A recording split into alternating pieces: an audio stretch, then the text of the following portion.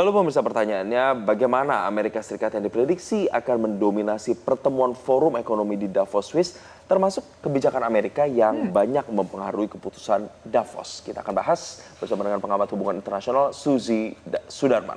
Oke, Prof. Suzy, selamat pagi. Selamat pagi, Fallon dan Oke. Jason. Oke, Prof. Jadi kalau sekarang Davos itu biasanya kan menjadi tempat untuk diskusi soal ekonomi, investasi, tapi soal pertahanan dan keamanan, apalagi geopolitik juga akan tetap dibahas. Jadi bagaimana nanti prediksi Anda di Davos tahun ini soal ada ketidakpastian global saat ini?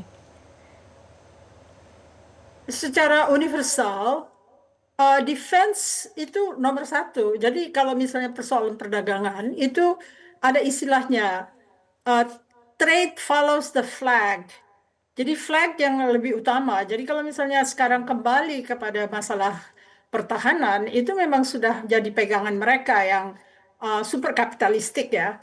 Jadi masalah-masalah geopolitical shift ini adalah perwujudan dari satu doktrin tertentu. Yang pertama adalah interest defined as power dulu ya, yang biasa tuh interest defined as power. Kepentingan didefinisikan sebagai kekuasaan. Sekarang doktrin militernya adalah full spectrum dominance atau disebut juga hemispheric dominance yang diinginkan oleh Donald Trump. Jadi dunia harus menyesuaikan karena hegemoni Amerika Serikat dalam menjaga Westphalia itu jelas urutannya ya. Kalau kita melihat doktrin militer mereka yang baru, full spectrum dominance, jelas dia tidak mau peduli dengan apa yang dikatakan negara-negara lain karena yang diinginkan adalah hemispheric dominance. Jadi agresivitas ini sudah bisa diprediksi pada saat world order itu ditata ulang oleh seorang yang pemenang pemilu di Amerika Serikat yang memang punya filosofi berbeda dari pemimpin-pemimpin sebelumnya. Dan masalah Arktik ini yang menjadi fokus dari European Union adalah sangat penting karena Arctic access itu masalah-masalah security. Ada dua base yang besar pangkalan Amerika di Greenland, yaitu yang satunya space base, satunya air base. Space base untuk space command mereka. Jadi kalau full spectrum dominance itu termasuk space, termasuk darat, termasuk laut, termasuk udara ya. Jadi kalau kita lihat apa yang diperjuangkan Donald Trump, kita sudah bisa prediksi sebelumnya. Hanya masalahnya dunia ini belum terbiasa oleh orang yang menyatakan itu secara frontal dan seperti agresor yang harus ditakuti gitu. Tapi sebetulnya dalam teori-teori hubungan internasional emang defense itu pertama.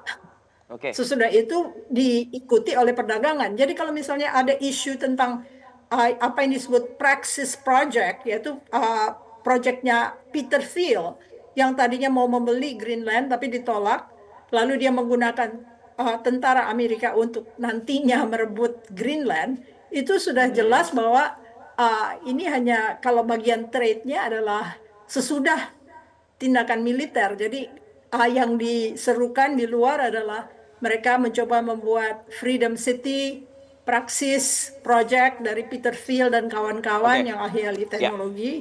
Padahal sebetulnya intinya Thiel akan menggunakan militer Amerika untuk merebut Greenland. Oke, kita kembali lagi ke World Economic Forumnya sendiri, Prof. Suzy.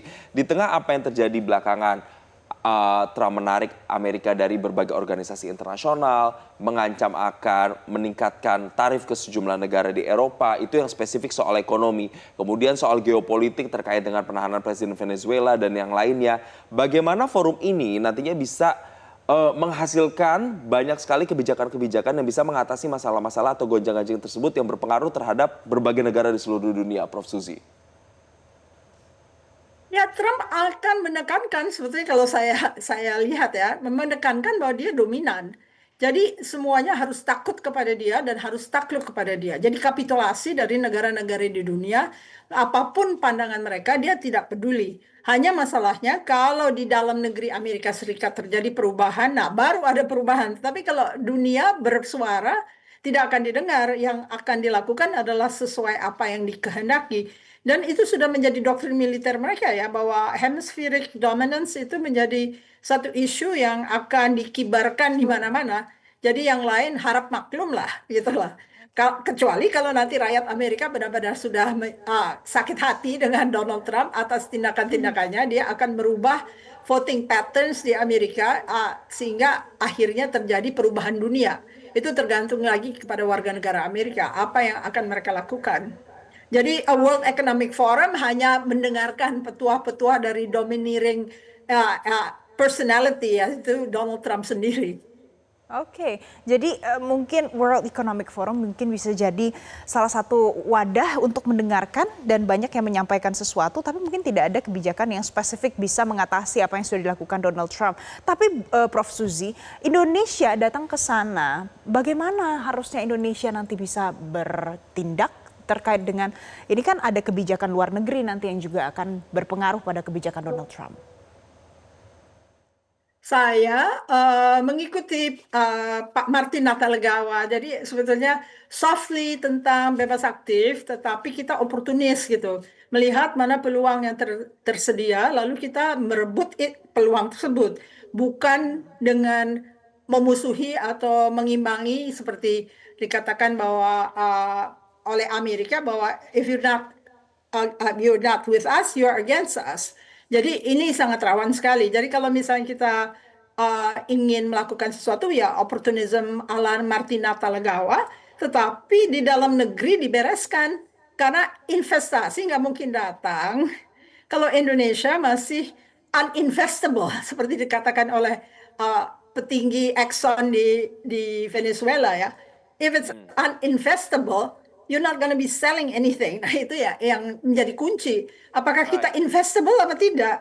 Kalau investable ya mari semua datang ke Indonesia. Tetapi sementara 70% dari dana dunia terserap di Amerika Serikat untuk AI, jadi dunia tertarik pada teknologi Amerika, akhirnya dunia crowd out, ketinggalan oleh adanya cash flow yang ke arah Amerika Serikat, bukan cash flow yang menguntungkan Indonesia.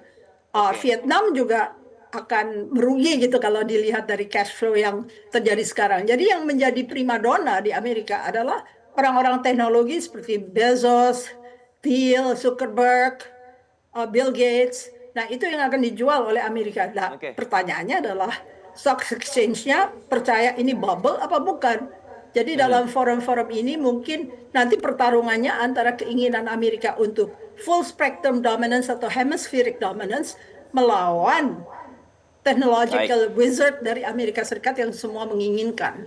Oke, tapi setidaknya kehadiran Indonesia di sana melalui diplomasinya diharapkan ini kemudian bisa membuka peluang investasi walaupun tadi kata Prof. Suzy jangan sampai image kita yang uninvestable itu tetap bertahan, justru kita harus membenahi dari dalam negerinya. Terima kasih pengamat hubungan internasional Suzy Sudarman telah bergabung bersama kami di Selamat Pagi Indonesia. Terima kasih Bu Suzy.